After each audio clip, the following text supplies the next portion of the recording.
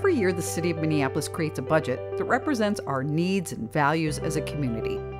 The budget funds things like roadways, water, public safety, and other essential services for the following year. So how does the budget process work? Let's take a look. Ideas about the budget come from anyone in the community: residents, businesses, neighborhoods, city departments, and others. Taking all this feedback into consideration, the mayor recommends a budget. The first stop for the recommended budget is the Board of Estimate and Taxation, which sets the maximum property tax. The board holds a public hearing where you can give feedback about the proposed levy. The next stop is the City Council. Staff briefs the council on the impact of the recommended budget. These presentations are televised and open to the public.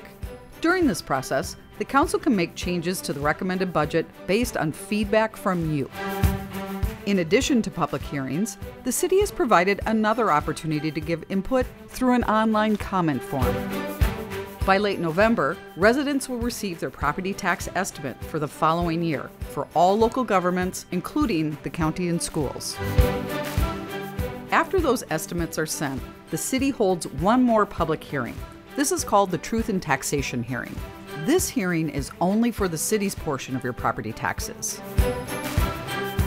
At the end of the year, the City Council votes to adopt the budget, which will fund the city for the coming year. So where does the money come from? Well, it comes from a number of sources. You might be surprised that only 25% of the city's budget comes from property taxes. That means the biggest part of the budget, about 75%, comes from other sources like fees, fines, permits, and federal and state aid. So how is the money distributed? Approximately 24% of the budget goes to the Public Works Department, making sure that all residents have access to clean water and safe roads.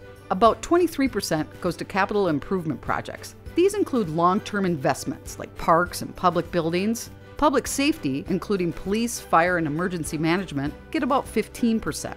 The Park Board gets approximately 8%. The Convention Center gets 4%. Health, licensing, planning, and economic development get approximately 8%.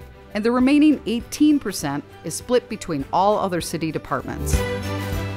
So that's it. That's how the city is funded. And don't forget that you are an important part of that process. You can attend public hearings, contact your elected officials, or submit your comments online so we can hear what's important to you. We welcome your feedback because everyone's participation makes Minneapolis better for all.